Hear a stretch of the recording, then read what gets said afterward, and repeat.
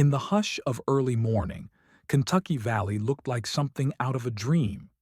Rolling hills blanketed in fog, dew sparkling on the tall grass, and the faint song of a whippoorwill echoing from the woods. Nestled at the heart of that mist was Maple Hollow School, a one-room building built from hand-hewn logs and painted white by the townsfolk decades ago. It wasn't grand, but it was sacred. The townspeople said that little schoolhouse held the heart of Willow Creek, a town where coal dust clung to men's faces and children learned by candlelight. Every dawn, before the sun even touched the ridge, Miss Clara Hensley arrived. She'd unlock the creaky door, sweep the floorboards, and light the iron stove. Then she'd grasp the thick rope hanging from the bell tower and give it a strong, steady pull. The sound, that pure, bright chime, rolled down the valley like a hymn. The miners paused their shovels. Women stopped kneading dough. It was the sound of hope, of learning, of faith, of a better tomorrow. Miss Clara smiled as the bell's echo faded.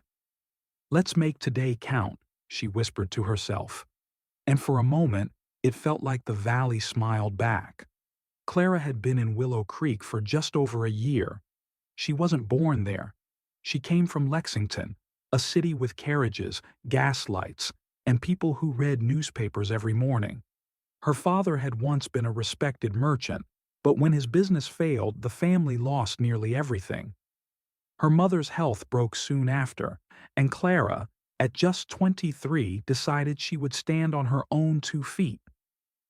When she saw the teaching position posted for Maple Hollow, she took it. $16 a month and lodging in the parson's cottage, the notice said. She packed her few dresses, her mother's Bible, and a framed photograph of her parents. Life in Willow Creek was simple but beautiful. The children adored her. Rough-handed boys who came to school in patched overalls and shy girls who braided each other's hair at lunch. There was Eli Turner, quiet but brilliant, who whittled little birds out of wood during recess.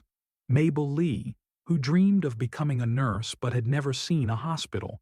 And Tommy Bright, 7 years old, mischievous as a fox, but always the first to carry Clara's books. Clara loved them all like her own. She knew each child's story, the hunger behind their eyes, the joy in their laughter. She'd read to them about faraway lands and castles, watching their faces light up as though the world beyond the hills was opening before them. At night, she'd sit by the window of her small cottage, writing letters to a man named Charles. Letters she never sent. He had been her fiancé once before her father's fall from fortune. But when hardship came, Charles had quietly disappeared. She never forgave him. Yet she never stopped missing him either. It was a fog-heavy morning when Clara first saw the man. She was crossing the wooden bridge on her way to the schoolhouse when she noticed him by the tree line, tall, broad-shouldered, wearing a tattered brown coat and a brimmed hat pulled low. He was digging a small ditch, sweat glistening despite the cold. When he noticed her watching, he straightened up and tipped his hat. "Morning, ma'am." "Good morning," she replied, cautious but polite. Later that week, the children whispered about him, Mr. Samuel Grady, the new man who'd taken over the old cabin by the ridge. Some said he was a miner from Harlan County. Others said he'd lost his family in a fire.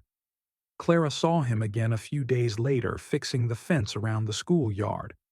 "I didn't ask you to do that," she said with a smile. He shrugged. "Didn't seem right to let it lean that way. Kids might get hurt." That was how it began, quietly, like most important things do. Samuel became the school's silent helper. He chopped firewood, patched leaks, mended desks. The children liked him, especially Tommy, who followed him like a shadow. And though Clara never asked, she could tell by the look in Samuel's eyes, deep, quiet, and endlessly sad, that he carried a pain words couldn't touch. One evening, Clara found Samuel standing near the bell tower, staring up at it. The sunset painted his face in gold and shadow, You ever wonder, he said softly, what happens to the sound when the bell stops ringing? Clara tilted her head. I suppose it fades away. He smiled faintly. Maybe. Or maybe it keeps going, just too far for us to hear. From that day forward, Samuel took it upon himself to care for the bell. Every few weeks he'd polish the brass, tighten the bolts, and make sure the rope didn't fray. He said it gave him peace. When Clara was late or unwell, he would ring it himself. And somehow, when he pulled the rope, the valley seemed to echo louder. It wasn't just a bell anymore. It was a song. The children began calling it Mr. Grady's bell. But Clara thought differently. She called it the heart of Maple Hollow. Winter swept through Kentucky Valley with quiet fury. Snow piled against the schoolhouse windows, and the children came wrapped in old quilts and scarves knitted by their mothers. Clara turned the school into a haven, lighting the stove before sunrise and serving hot soup at lunchtime. She sold her own shawl to buy coal when supplies ran short. Samuel helped in every way he could. He brought chopped wood, fixed the broken stove, and even built a sled from leftover planks for the children to use. Yet beneath her smile, Clara's cough deepened. It began as a tickle in November and turned into fits by January. You ought to rest, Miss Hensley, Samuel said one evening as he stacked firewood by the stove. I can't, she whispered. The children are behind in their arithmetic. He frowned. They'd rather have you alive than clever. When he left, she found a note tucked under her inkwell. You teach them to dream, Clara. Don't forget to dream for yourself. She pressed it to her chest and cried. Not because of the words, but because they came from a man who spoke so few. January 14th, 1908, the day the sky turned to fire. A storm rolled over the valley just as school ended. The wind howled like a wounded beast. Rain turned the dirt road into rivers of mud. Most parents came early to fetch their children, but Tommy Bright's father, a miner on the late shift, was delayed. Go on home, Miss Clara, one mother called. He'll fetch the boy when the rain eases. But Clara couldn't leave Tommy alone. We'll wait together, she said gently. The lantern flickered as thunder shook the roof. By the time Samuel arrived, drenched, face streaked with rain, the bridge to the village had already flooded. You can't cross tonight, he warned. The water's rising. So they stayed, Clara, Samuel, and little Tommy, huddled near the stove while the storm raged outside. At one point, a tree crashed nearby, shaking the walls. If this school ever falls, Clara whispered through tears, promise me you'll build it again. Samuel nodded, jaw tight. I will. I swear it. And in that dark storm, that promise would become prophecy. It happened in a blink. A single spark leapt from the overworked stove and landed in the basket of kindling. Clara screamed. Samuel rushed to stomp it out, but the flames climbed fast, licking up the curtains, racing along the rafters.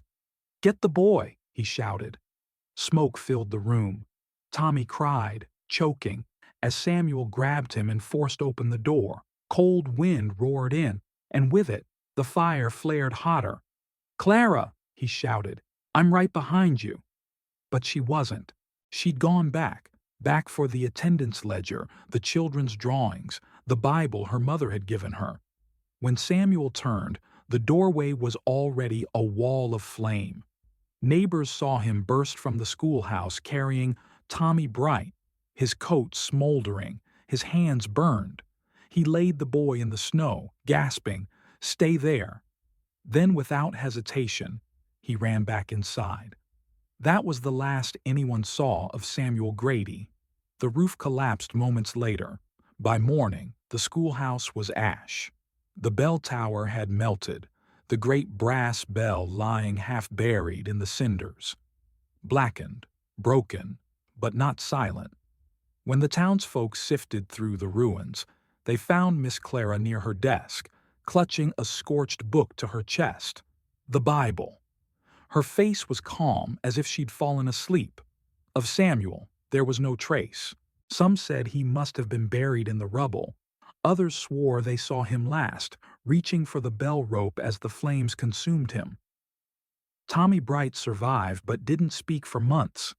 He would sit by the ruins every day, staring at the charred remains, waiting for someone who would never return. The people of Willow Creek wept. The mayor declared a week of mourning. They built a small wooden frame in the town square and hung the bell there, cracked, dark, and scarred. Beneath it, they carved a simple plaque.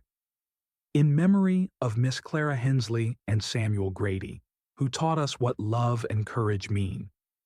Spring brought green back to the valley, but not peace. People still walked softly past the ruins.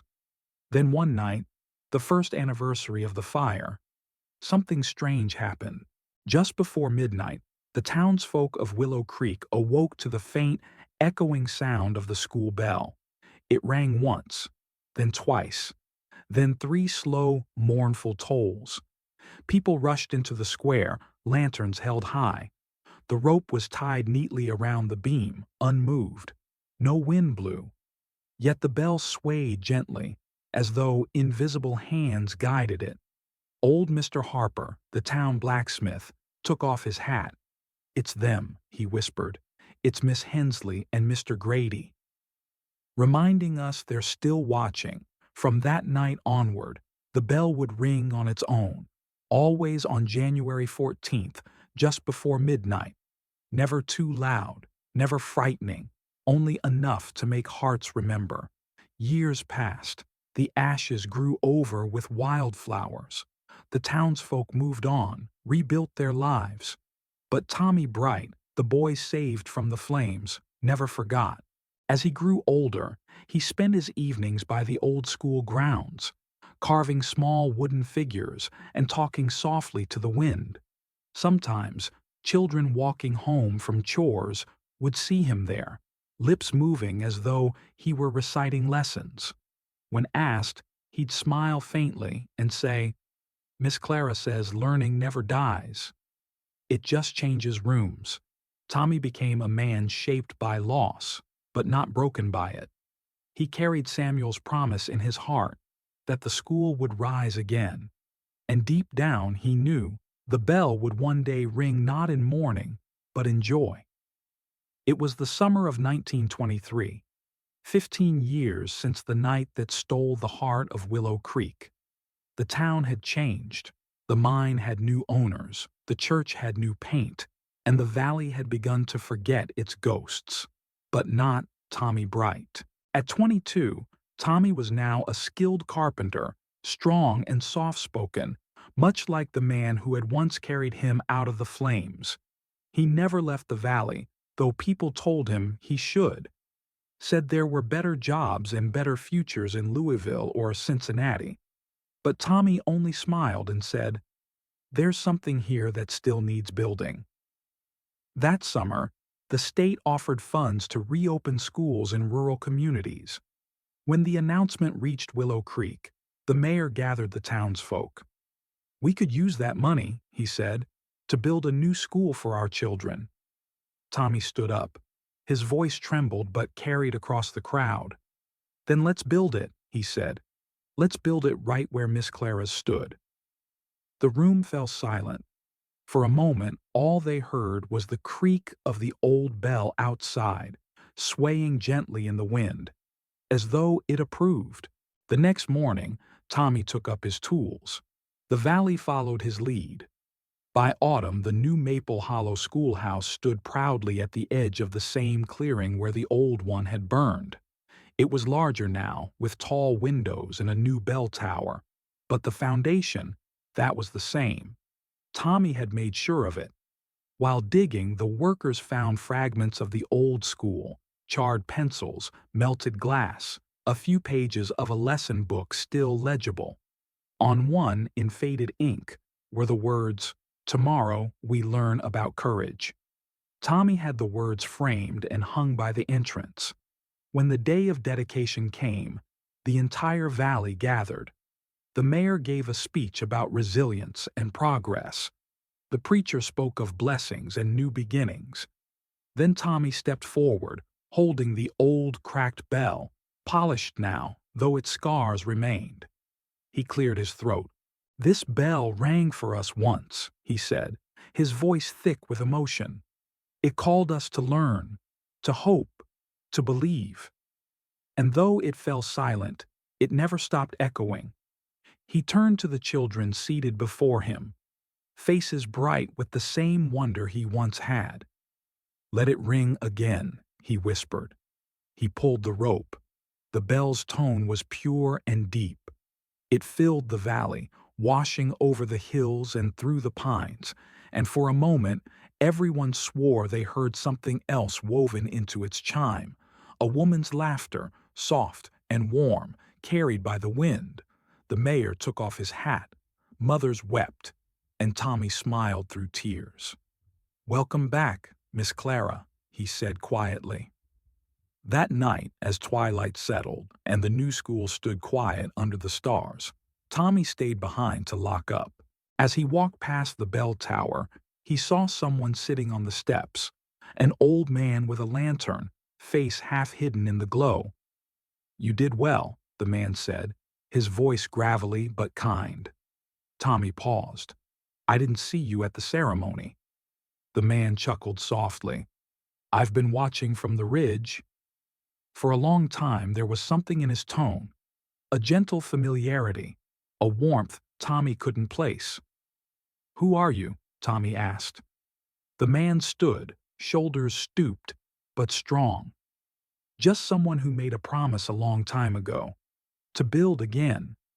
He tipped his hat and began to walk toward the woods. "Wait," Tommy called. "What promise? To who?" But the man didn't answer. He only said, "The sound never fades, son. It just travels farther than you can hear." When Tommy reached the spot moments later, the man was gone. Only a tattered brown coat, damp with dew, lay folded on the step, the same coat that had once belonged to Samuel Grady. Strange things began happening after that night.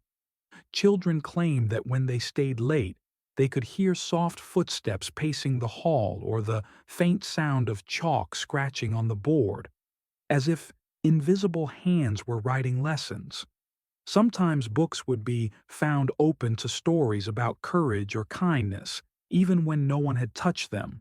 The bell, too, would sometimes sway gently when no wind blew, not in warning, not in fear, but in quiet rhythm, like someone humming a lullaby. At first, people were uneasy, but soon they began to find comfort in it. The mothers would smile and say, "It's just Miss Clara checking her students." The miners nodded, adding, "And Mr. Grady, keeping the fire in line this time." No one tried to explain it. Some things in Willow Creek were better left as miracles. In 1941, the school underwent renovation to add 2 more classrooms. During construction, workers unearthed a small tin box buried beneath the original foundation. Inside were yellowed letters, bound with a faded blue ribbon. They were all written in Clara Hensley's neat looping handwriting. The first few were addressed to her father, letters full of warmth and hope. But deeper in the stack, one name appeared again and again: Samuel Grady. The townsfolk gathered in the assembly hall to read them aloud. In one, Clara had written, "He fixes the school steps each morning before I arrive. The children adore him. I try not to care more than I should, but I do. He carries his grief like a lantern, quietly, but it lights everything around him." Another letter read, "I think I love him, though neither of us would dare say it. If something ever happens to me, promise me he'll keep the bell ringing for the children." That sound, it's what hope must feel like. The crowd fell silent. There were tears in every eye. Even old men who'd never cried in their lives wept quietly into their hands. When the last letter was folded shut, the room trembled with emotion. And that was when it happened. As the final letter was placed back into the tin box, The bell outside began to ring, slowly at first, then louder. The janitor ran out, shouting for everyone to follow. The bell swung wildly, though there was no wind, no rope being pulled. The sound filled the valley, echoing off the mountains, rolling through every hollow. People stood in awe, staring up at it. The air shimmered faintly, and a soft fragrance, lilac, Miss Clara's favorite perfume, drifted through the air. The bell rang 13 times. Then, just as suddenly as it had begun, it stopped. The silence that followed was thick and holy. No one said a word. They all knew what it meant. Clara had heard them and answered. Time moved on. Wars came and went. By the 1950s, Tommy Bright had become the school's headmaster. He was never formally trained, but nobody cared. The valley trusted him, and the children adored him. He was gentle, patient, and always began his lessons with the same ritual. He'd walk to the bell rope, place a hand on it, close his eyes, and whisper, "For you, Miss Clara." Then he'd ring it once before class. He told his students stories about courage, kindness, and two souls who gave everything so that others could learn. And when he spoke, his voice carried the same calm conviction that Clara once had. Tommy never married. Some said he couldn't, that his heart had been spoken for long ago by a teacher who taught him not just to read and write, but to love and live with purpose. He aged gracefully, always smiling, always humming the tune Miss Clara once sang during lessons, "Bright Morning Star." In 1962, on a quiet spring afternoon, the janitor found Tommy Bright sitting at his desk, eyes closed, a faint smile on his face. He looked peaceful, as though he'd simply fallen asleep. But outside, something strange happened again. The bell began to ring, once, twice, a dozen times. The janitor ran outside, heart pounding. He froze in the doorway. Through the glass, he swore he saw two figures standing beside the bell tower. A woman in a long dress, hair pinned neatly, and a tall man with a lantern in his hand. They were looking at each other, smiling. And then, just as the last chime faded, they turned and vanished into the golden light of the setting sun. The valley was silent again, but no one who lived there that day ever forgot what they saw. A century later, Maple Hollow Schoolhouse still stands. Now a small museum and community center, it draws visitors from across Kentucky. Children on field trips run their fingers over the old wooden desks, reading the carved initials of students long gone. The bell, the very same one that survived the fire, still hangs proudly in the tower. Its cracks are filled with silver, its tone soft but pure. Every January 14th, at exactly midnight, the bell rings 12 times. No one pulls the rope. There are no caretakers on duty. But those who live in the valley wake to its sound, step out onto their porches, and listen. And always, after the 12th ring, the wind carries a faint, lilting voice, a woman's laughter mingled with a man's low hum. They say it's Miss Clara and Mr. Grady, walking hand in hand through the hills, still keeping their promise. The story of Maple Hollow Schoolhouse is told to every child in Willow Creek, not as a ghost story, but as a lesson. It teaches that some bonds can outlast fire and time, that love and purpose, once born, echo forever. People often say ghosts linger because they have regrets, but not Clara and Samuel. They stayed out of devotion, out of love for the children, for each other, and for the sound of that bell, a sound that once meant learning, and now means remembrance. If you stand in the valley on a misty morning, you can still hear it faintly in the air, not just the chime of metal, but the whisper of hearts that never stopped caring. And sometimes, if you listen close, you'll hear her voice.